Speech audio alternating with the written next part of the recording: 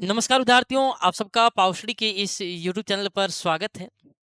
जैसा कि विद्यार्थियों आप सबको पता है कि आरपीसी ने जो है स्कूल व्याख्याता का 2024 का जो है भर्ती है आपकी उसका सिलेबस जारी कर दिया है। आइए विद्यार्थियों बात करते हैं अपन कॉमर्स के सेकंड पेपर के सिलेबस के बारे में। जैसा कि विद्यार्थियों आप देख रहे हैं कि ये जो आपकी स्कूल लेक्चरर की वैकेंसी है, इसका जो है आरपीसी ने जो है सिलेबस जारी कर दिया आपके, यानी कि स्कूल लेक्चरर वैकेंसी का आपके जो है सिलेबस जारी कर दिया आरपीसी ने। ये आपका सिलेबस जारी आज अभी जारी किया है। ये 2024 की भर्ती का पाठ्यक्रम आप सबकी जो है काफ़ी समय से जो है डिमांड थी कि सर सिलेबस कब तक आएगा। तो है जो है फाइनली आरपीसी ने जो है आज अभी पाठ्यक्रम जारी कर दिया गया है। विद्यार्थियों के मन में हो रहा है सर पाठ्यक्रम में क्या कुछ चेंजेज हुआ है। चलिए उसी पर बात कर लेते हैं। ये आप देख सकते हैं कॉमर्स का सेकंड पेपर का सिलेबस, पेपर सेकंड का। विद्यार्थियों बात करें जैसे आप देख रहे हैं पार्ट फर्स्ट, अगर मैं बात करूँ ये सबसे पहले अपन बात कर लेते हैं आपके पार्ट फर्स्ट जो सीनियर सेकेंडरी लेवल का सिलेबस है, इसमें ज़्यादा कुछ चेंजेस हुआ नहीं है। यानी कि ये प्रिंसिपल ऑफ बुक कीपिंग पहले ही था आपके पुस्त पालन के सिद्धांत, और सहायक बहिये हैं, अंतिम खाते हैं, समायोजन प्रविष्टियां हैं, प्रारंभिक और अंतिम जो है प्रविष्टियां हैं। इसके अलावा आपके जो तलपट है वो सिलेबस में है। रेक्टिफिकेशन ऑफ एरर्स यानी अशुद्धियों का सुधार है वो सिलेबस में है। इसके अलावा आपके डेप्रिसिएशन मूल्यह्रास है, आयोजन और संचय ये पहले से ही सिलेबस में थे। यानी कि आयोजन है आपके, है ना, आयोजन व संचय मूल्यह्रास ये पहले से आपके पाठ्यक्रम में है। इसके अलावा साझेदारी खाते हैं भाई, पार्टनरशिप है। इसके अलावा कंपनी अकाउंट है जिसमें इश्यू ऑफ शेयर अंशों का निर्गमन है, उनका हरण है और अंशों का जो है पुनः निर्गमन है। इसके अलावा अंशों और ऋण पत्रों का क्या भाई रिडम्पशन है यानी शोधन है। इसके अलावा लेखांकन में कंप्यूटर है, ये भी पहले ही पाठ्यक्रम में पिछली भर्ती में शामिल था। लेखांकन में कंप्यूटर।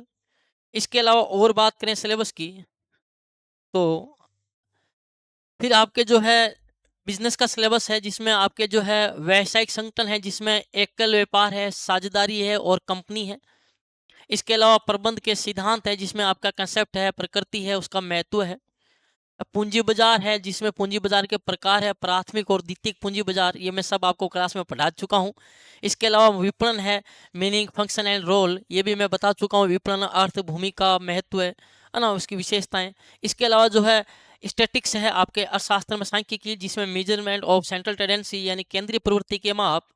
इसके अलावा मेजर ऑफ डिस्प्रेशन यानी अपकिन के माप और सूचकांक जो है उनके बारे में है। इंडेक्स नंबर की अपन बात करेंगे विद्यार्थियों।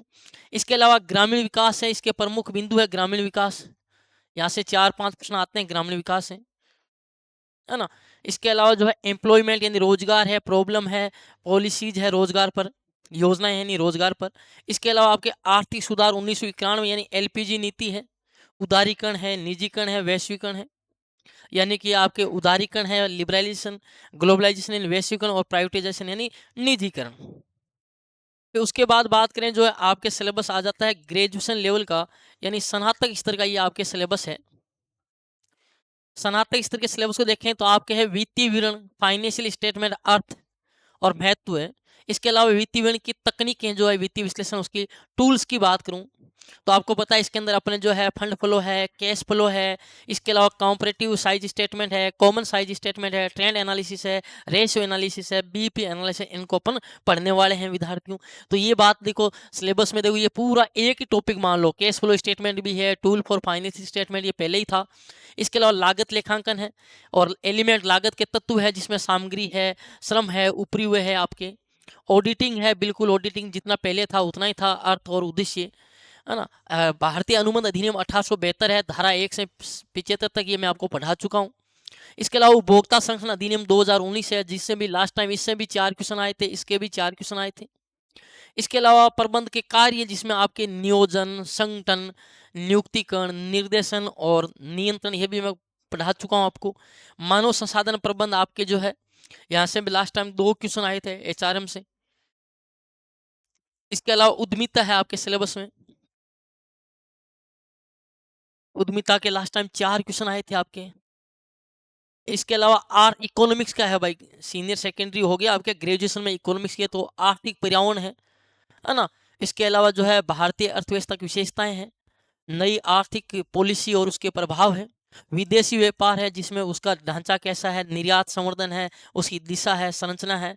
इसके अलावा राष्ट्रीय आय है, राष्ट्रीय आय का मापन कैसे करते हैं, डेफिनेशन है, मेजरमेंट है, डिस्ट्रीब्यूशन है, इकोनॉमिक वेलफेयर है यानी आर्थिक कल्याण है।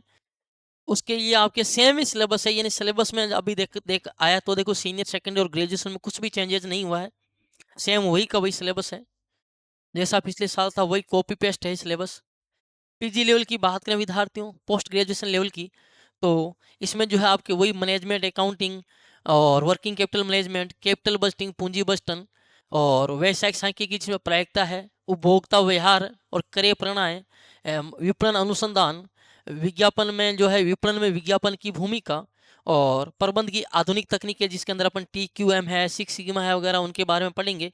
इसके अलावा मांग और मांग पूर्वानुमान, लोक वित्त, सेंट्रल बजट है, घाटे का जो है वित्तीय घाटा है, राजकोषीय प्रबंधन है।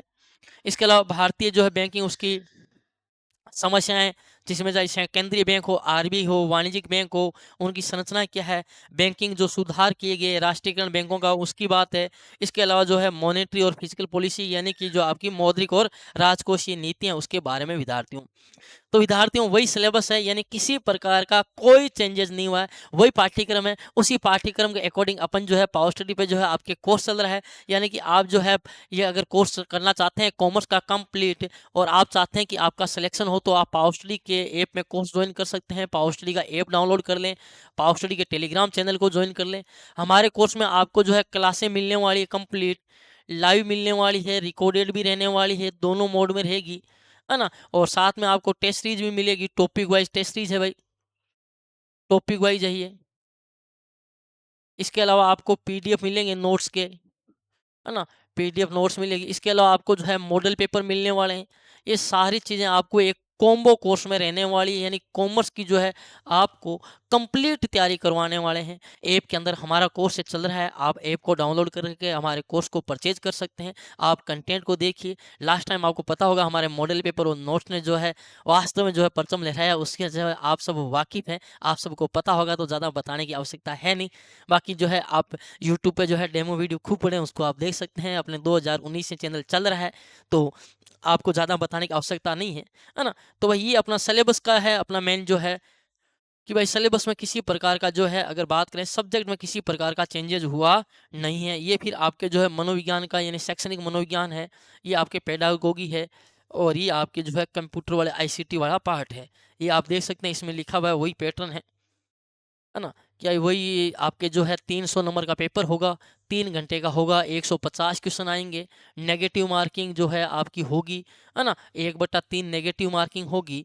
और पेपर में जो है आपके सीनियर सेकेंडरी, ग्रेजुएशन, PG और ये आपके ये वाला साइको वाला भाग आपके आने वाला है। क्वेश्चन कितने कितने आएंगे अभी इसके बारे में इन्होंने पिछली भर्ती में भी वही सेम सिलेबस है, क्लैरिफिकेशन नहीं किया, तो आप ये मान के चलो कि लास्ट भर्ती वाला सेम ही है।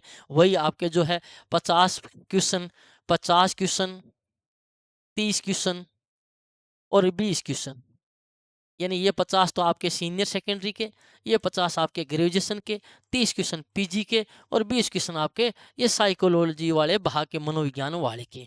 तो चलिए विद्यार्थियों, और स्कूल व्याख्याता वाणिज्य में कितने फॉर्म भर गए हैं इसके बारे में मैंने टेलीग्राम में डाल दिया, आप देख सकते हैं, है ना। तो तब तक के लिए धन्यवाद। जय हिंद, जय भारत।